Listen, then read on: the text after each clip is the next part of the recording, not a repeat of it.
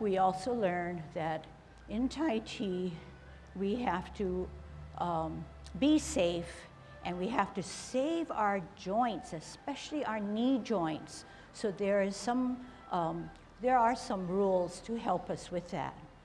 We learned that we can create the capital letter T. First, put your right foot on a cross section of a tile of a floor.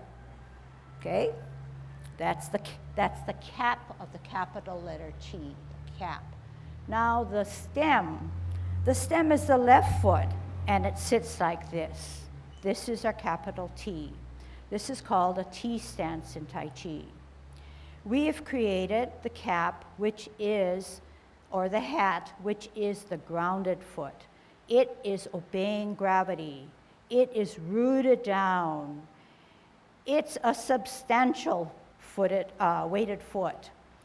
The left foot is the stem. It can hold, it can be weightless. So momentarily you can lift up and you're grounded down, so you're pretty safe. It's the only foot that can move. What can it do? From a T stance, it can come out and to the side. Show me with your hands where it should go. Out and to the side. One more time. The left foot is insubstantial. It can go out and to the side. All right? But you must do it in one motion. Out and to the side brings me here. It brings me almost to another block or line, depending on how tall and how much length of your leg is, okay? So here's your T, and here's your L stance. It's an L stance because what did we do? We sort of created an L by going out and to the side. It's also an L because in a Tai Chi world, if you dragged it back, there's a gap and it looks like a L or capital L. Okay? T stance, rooting down because it's storing our energy. L stance, out and to the side. The energy's still on our right. We're going to let it flow through our system, turn the corner through our shoulder, and we're going to adjust the back foot to a 45 degrees. This is called a bow stance.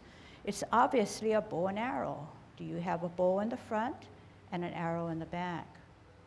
Most likely. The arrow now should never be stiff and locked like a real arrow. Because why? Once you do that, the knee joint is now locked. The energy cannot flow through it. It's going to stagnate there. So it's a semi-relaxed, but not too relaxed where it's dipped down, where it's going to throw your Tai Chi posture off. So you could bring that foot up, that back leg, knee up. And another way to check that whether you're in good Tai Chi posture is that the knee never goes beyond the toe. So here, do it wrong. The knee goes beyond the toe in the front foot. What's happened? Your straight spine is now favoring the front, and you will fall because you don't have a center anymore. So bring that knee to meet the toe, and you're now straight up. Okay? This is called a bow stance, bow and arrow. Then the next thing is you're going to sit back. What happens when you sit back? Your right or back foot gains all the weight, and you're going to lift off on the front to make the front foot now weightless or insubstantial, so it can now move. It's on its heel. After you are in a bow stance with me, we're going to sit down and sit back. Sit down on an imaginary stool to create a twist step. How? Pivot on your left heel, so you're on a line or parallel to the line. You're now going to root down and obey gravity, and this foot now takes the what? Stem of the capital letter T. So Tai Chi is symmetrical, and we now have to do the other side. T stance, out and to the side. Remember, in one motion. Here we go. Right foot, out and to the side. Energy still on the left. We're going to make it gravitate and go through generate through our system. and create a bow stance.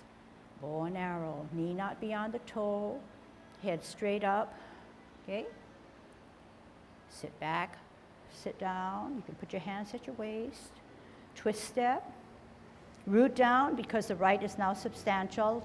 The cap of the T, stem of the T with the left, T stance. Out and to the side, L. Turn the hips and waist, flatten the front, bow stance. Sit back, sit down on that imaginary stool. Twist step, on a line or parallel, creating that cap, T. Out and to the side, L. Turn the hips and waist, flatten down, move that energy, bow stance. Sit back, sit down, pivot, root down or ground down, obey gravity, T stance, L stance, bow stance. Sit back, sit down, pivot, root down, T, L, turn the hips and waist, bow stance, bow and arrow. Sit back, sit down, pivot, twist step, T stance, L stance, bow stance. Sit back, sit down, twist step, T stance, L stance, bow stance. Sit back, sit down, pivot or twist step, T stance, L stance, turn the hips and waist, move the energy, bow stance. Sit back, sit down on that imaginary stool, twist step, root down, T stance, L stance, turn the hips and waist, bow stance. Sit back, sit down, twist step, T stance. Okay, so you get it, right? But you know, every time you think you get it, you do get it. But then there's always a little bit of tweaking and refining, and that goes for everybody, no matter how much experience you have. So that's what we refer to as our Tai Chi journey. You get it, but there's more to get, okay? It grows on us.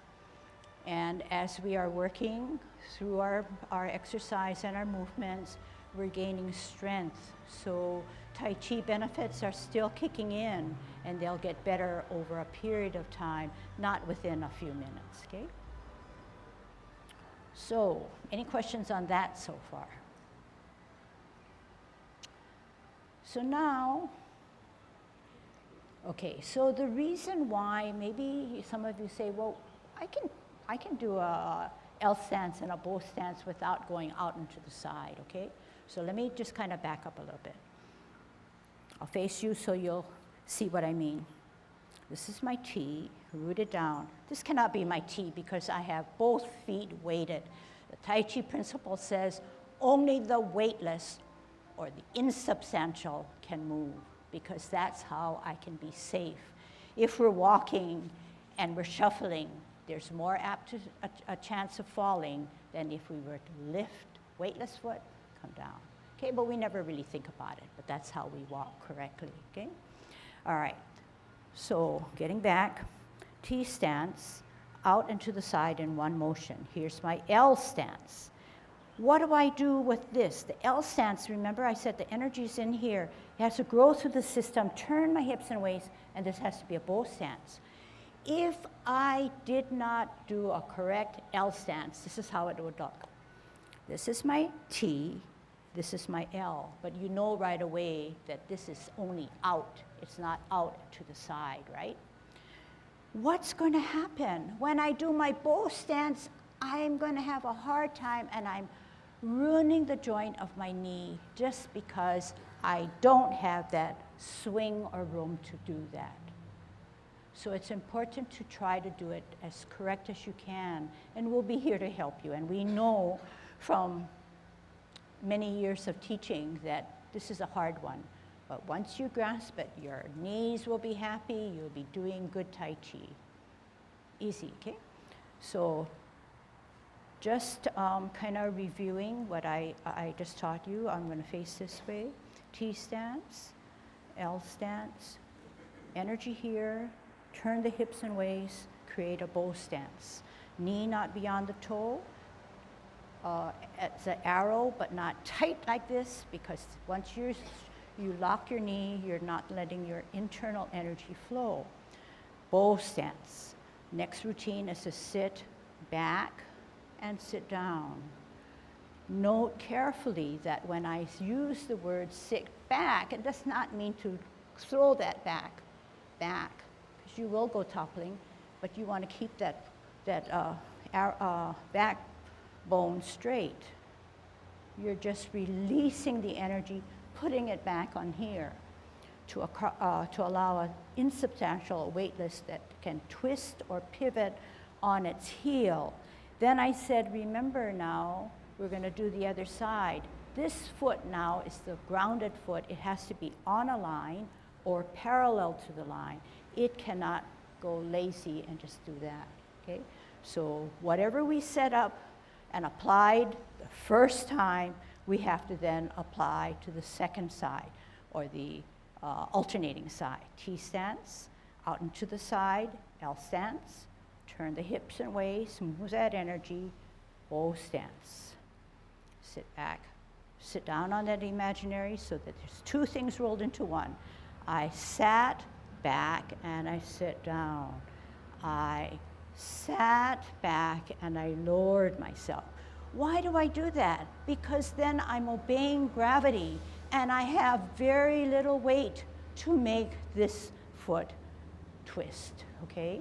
So that's the premise in which all of Tai Chi is based on. But you're saying, yeah, why is she spending so much time on this? It's because it's so important. The shifting of weight, the building of stamina, the strengthening of your muscles, okay? Many questions?